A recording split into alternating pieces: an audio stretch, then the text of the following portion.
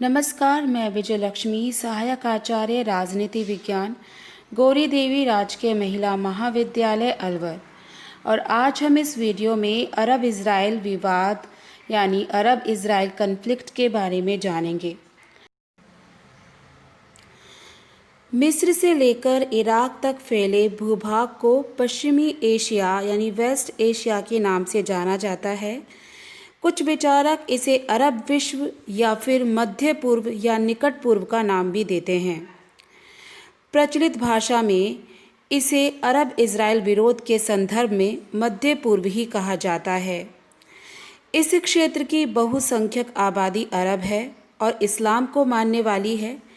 इस क्षेत्र में यहूदी राज्य इज़राइल की स्थापना 1948 के बाद से लेकर अब तक यह अरब इज़राइल संघर्ष क्षेत्र के रूप में अंतर्राष्ट्रीय राजनीति में एक केंद्रीय क्षेत्र बना हुआ है। पश्चिमी राज्यों विशेषकर अमेरिका और ब्रिटेन ने सदैव इज़राइल का समर्थन किया। अरब राज्यों ने विस्तृत रूप में इज़राइल का विरोध किया, परंतु ये आपसी मतभेदों के कारण इज़राइल के विरुद्ध एक दृढ़ संगठन बनाने में असफल ही रहे। अरब इज़राइल संघर्ष में महाशक्तियों की सदैव विशेष रुचि रही। ऐसा इस क्षेत्र की सामरिक महत्ता तथा विचारधारात्मक कारणों के कारण रहा।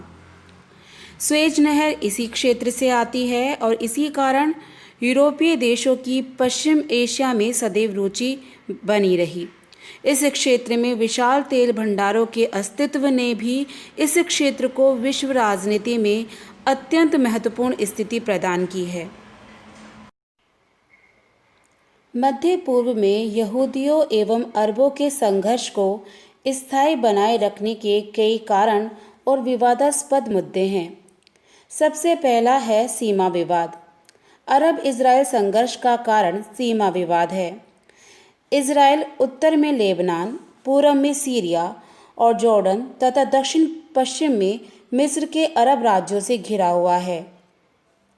अरब राज्य इज़राइल के प्रबल विरोधी हैं और इनके साथ उनके सीमा विवादों के कारण प्राय अशांति बनी रहती है। यद्यपि वे राज्य अब ये समझने लगे हैं कि इज़राइल का पूरी तरह से उन्मूलन नहीं हो सकता, उसका अस्तित्व खत्म नहीं किया जा सकता, फिर भी वे उसके पास 1947 से संयुक्त राष्ट्र संघ द्वारा स्वीकृत विभाजन में निर्धारित प्रदेश को ही रहने देना चाहते हैं। किंतु इज़राइल के पास इस समय उससे अधिक प्रदेश हैं और अरब देश इसे वापस लेना चाहते हैं।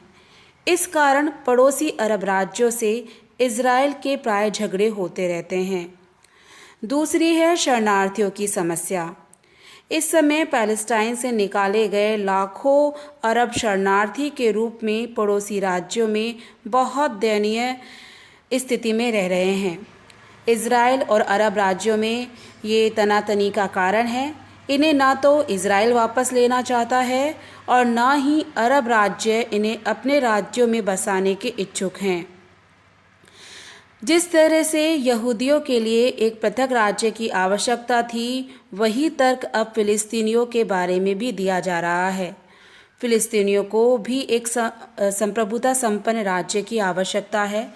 पिछले 50 वर्षों में सोवियत संघ, अमेरिका, इज़राइल, अरब देशों ने जितना खर्च युद्ध पर किया, उसका कुछ हिस्सा भी यदि इन शरणार्थी फ़िलिस्तीनियों को कहीं स्थायी रूप से बसाने में खर्च होता तो ये समस्या हमारे सामने नहीं होती और मानवता के सामने एक बहुत बड़ा उदाहरण पेश होता। तीसरा विवाद का मुख्य कारण है जॉर्डन नदी के पानी का विवाद। जॉर्डन नदी केवल 150 मील लंबी है, लेकिन फिर भी इज़राइल और अरब राज्यों के बीच में कलह का कारण बनी हुई है, क्योंकि यह सीरिया, लेबनान, इज़राइल और जॉर्डन के 4 राज्यों में से होकर गुजरती है। इसके पानी के उपयोग के बारे में झगड़ा बढ़ जाने पर एरिक जॉनस्टन योजना के अनुसार ये तय किया गया कि इसके जल का 67% भाग अरब राष्ट्र और 33% भाग इज़राइल अपने उपयोग में लाए। इज़राइल ने अपने जल का उपयोग करने के लिए योजना आरंभ कर दी। इससे अरब राष्ट्रों को ये भय हुआ कि इज़राइल नेगेव के मरुस्थल को हरा भरा करके अपने को समृद्ध बना लेगा। इज़राइल जॉर्डन नदी के अधिकांश जल को अपनी ओर ले जाने के लिए प्रयत्नशील है। इसके कारण भी ये समस्या प्रमुख होती चली गई। चौथा है इज़राइल की मान्यता का सवाल। अरब राज्य फ़िलिस्तीन में यहूदी राज्य की स्थापना को स्वीकार नहीं करते। वे इज़राइल राज्य को मान्यता नहीं देते। इज़राइल के जन्मकाल से ही अरब राष्ट्र उसके अस्तित्व को मिटाने का प्रयास करते रहे। जब तक इज़राइल को मान्यता एवं सुरक्षा ना मिल जाए, तब तक इस समस्या का कोई समाधान नहीं निकल सकता। पांचवी समस्या है अधिकृत अरब क्षेत्र को खाली करना। इज़राइल ने विभिन्न युद्धों में कई अरब क्षेत्रों पर अधिकार कर लिया था, जैसे पश्चिम में गाजा पट्टी एवं सिनाई, पूरब में पश्चिमी किनारा जॉर्डन नदी का तट, उत्तर में गोलन पहाड़ियाँ, यरूशलेम का अरब हिस्सा, लेबनान का दक्षिणी क्षेत्र। मिस्र तथा अन्य सभी अरब राष्ट्र इज़राइल द्वारा अधिकृत किए गए सभी क्षेत्रों को वापस लेना चाहते हैं। दूसरी तरफ इज़राइल इन क्षेत्रों को हड़पने की इच्छा रखता है।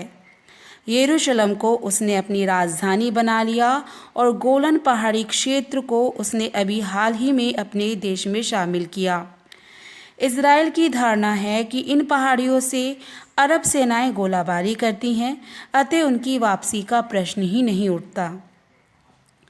इसके अलावा फिलिस्तीनियों के आत्मनिर्णय का मुद्दा भी इनके मध्य विवाद का एक मुख्य कारण है। फिलिस्तीनी शरणार्थी लंबे समय से आत्मनिर्णय के अधिकार की मांग कर रहे हैं। मिस्र तथा अन्य अरब राज्य इज़राइल के अस्तित्व को मान्यता देने के लिए तैयार हैं, परंतु वे जॉर्डन नदी के तट और गाजा पट्टी को मिलाकर स्वाधीन फिलिस्तीन राज्य का निर्माण करना चाहते हैं। परंतु इज़राइल न तो स्वाधीन फिलिस्तीन राज्य के निर्माण का इच्छुक है और न ही वह फिलिस्तीनियों को आत्मनिर्णय के अधिकार देने के पक्ष में है। इज़राइल गाजा पट्टी तथा जॉर्डन नदी के तट पर अपनी प्रभुता को बनाए रखना चाहता है। इसके अलावा इज़राइली बस्तियों को हटाने की समस्या भी सामने है। इज़राइल द्वारा अधिकृत अरब क्षेत्रों में इस समय अनेक यहूदी बस्तियां हैं। ये बस्तियां अंतर्राष्ट्रीय कानून के प्रतिकूल है। यहूदी बस्तियों को बसाकर इज़राइल वास्तविकता के तर्क को जन्म देना चाहता है। इन अधिकृत क्षेत्रों में अरबों की स्थिति दयनीय है। अपनी ही धरती पर वो विदेशियों की तरह जीवन बिता रहे हैं। आज के वीडियो में इतना ही। धन्यवाद।